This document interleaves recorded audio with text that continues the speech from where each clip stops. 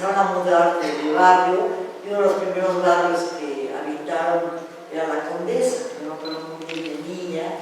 Mi tío vivía en la calle de Parras, que está enfrente del Parque México, en la Parras 8, ahí tienen una casa con jardín muy bonito, y cuando llegábamos los niños a las fiestas, a mi casa, por ejemplo, una fiesta en diciembre, nos daban otra vez un peso de plata, y eso era para mí maravilloso. Adoraba a mi tío que nos daba pesos de plata, y porque nos daba también galletitas, ¿no? Obviamente. Pero también yo confeccionaba esas trenzas maravillosas que son pues, muy importantes para el viernes en la noche, para celebrar el viernes en las casas judías, y la gente compraba, pues, era casi la única persona que horneaba ese pan, ¿no? Entonces, pues fue muy importante en mi infancia ese tío, y creo que fue muy importante para la comunidad judía porque él hizo posible que el tipo de comida, de pan, que es fundamental el pan, es el pan diario, como decía el mandamiento de la Biblia, etc., y Dios lo proporcionaba. Entonces, y la mayor parte de las fiestas importantes de la Pascua o el Año Nuevo, el Día del Perdón, etc., pues lo celebrábamos en casa de mi tía Hane, que era la mujer de mi tío Burakov, o en la casa de mi tía Mira, que sobre todo era la esposa de otro panadero, Monastersky, que nunca prosperó. Mi tío Quedares sí prosperó y luego acabó poniendo una panadería en la colonia Condesa, en la colonia Hipódromo, ¿no? Que creo que todavía la tienen, ¿verdad? La tiene mi prima hermana. La que estaba ahí en Condesa. Ya no está.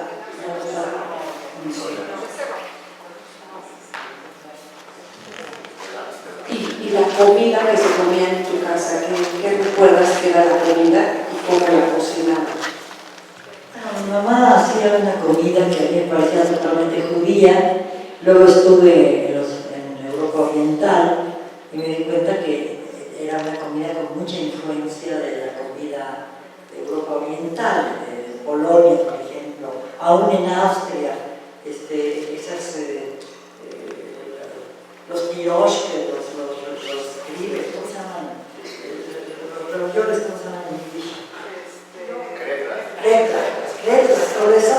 Pues había en Austria, en el Gran Imperio Austrohúngaro, hubo una gran cantidad de judíos que, pues sí, el Imperio Austrohúngaro abarcaba una cantidad muy grande de países europeos, y la comida era muy popular en las regiones. Cuando yo estuve en Viena, me di cuenta que los crepas era una comida común y corriente austriaca, pero claro, se preparaba de manera distinta en las casas judías, pero tenían influencia de los países de Europa Oriental.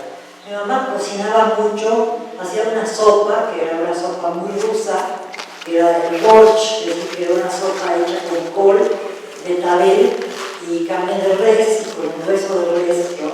Con otras verduras, ¿no? Fundamentalmente la col y el jitomate y el betabel eran los ingredientes principales.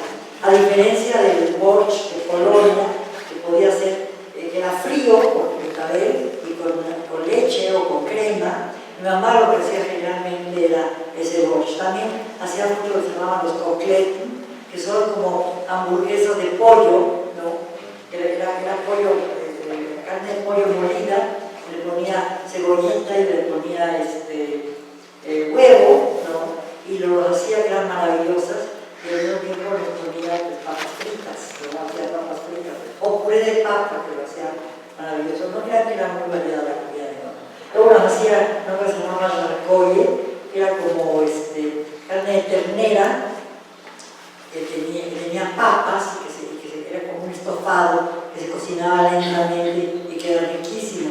También hacía mucho una cosa que se llamaba holodiets, que era de Rusia, lo hacía con patas de ternera, con la gelatina de las patas de ternera, le ponía huevo y luego con la propia gelatina del animal coagulaba y quedaban como gelatina de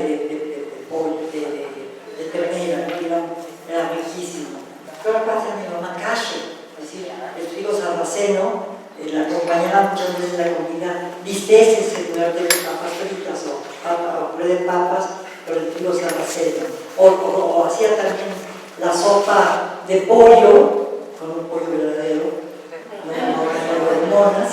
Mi mamá mataba los pollos, por ejemplo, de chica, que iban a la Merced o al pueblo de Tacuba, donde vivimos mucho tiempo, compraban los pollos, y la mamá hacía así, lo que hacía, se morían pobrecitos, y a mí me daba horror, luego les cortaban el gaznate, y luego ponían agua caliente y los desplumaban. Mucha gente no sabía leer, escribir. En esa época hubo un periodo importantísimo cuando mis padres llegaron, que fue después de la Revolución, en que uno de los intereses fundamentales de los gobernantes de México entonces era que la gente aprendiera la alfabetización. Fue muy importante, por eso en educación pública, que era un antiguo convento de la Encarnación, se hicieron los murales de Diego Rivera, ¿no? Entonces, digamos, que eran murales encaminados a que la gente aprendiera a leer. Las campañas de alfabetización de aquella época eran importantísimas, pero mucha gente no sabía leer y escribir. Entonces, el que los camiones fueran de colores específicos hacía que la gente ya reconociera el camión donde les tocaba, y los cobradores iban anunciando el nombre de las paradas cada vez que había parada, ¿no? Eran camiones donde subía mucha gente, pero obviamente nunca como ahora, porque la ciudad, a lo sumo, como les digo, tenía 1 millón de habitantes y ahora tiene casi 25, así que la diferencia era muy grande. No había contaminación, se veían los volcanes, el aire era transparente. México era la región más transparente del aire, todavía me tocó eso. Veíamos el Popo y el Ixtla, de tanto verlos ya no los veíamos, era maravilloso, pero ya no los veíamos. El Valle de México era precioso. Mis padres generalmente los domingos y los sábados nos íbamos a Xochimilco, que era extraordinario.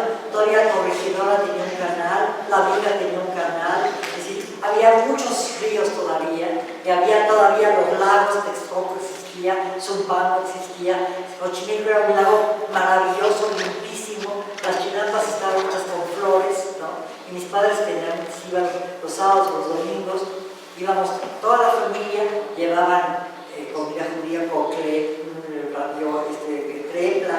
Los tripas estaban muy, no había que calentarlos en la China. Entonces daban casi lo que es cocle y cerveza, o mi mamá llevaba agua de limón o lo que fuera, y rentábamos una chinampa. Y me acuerdo que mi padre paraba un libre y decía, 50, un tostón a Xochimilco. Entonces llegamos, un tostón eran 50 centavos de plata.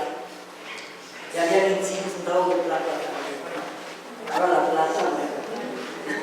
Pero entonces, eso era, en México, entonces caminábamos mucho la reforma.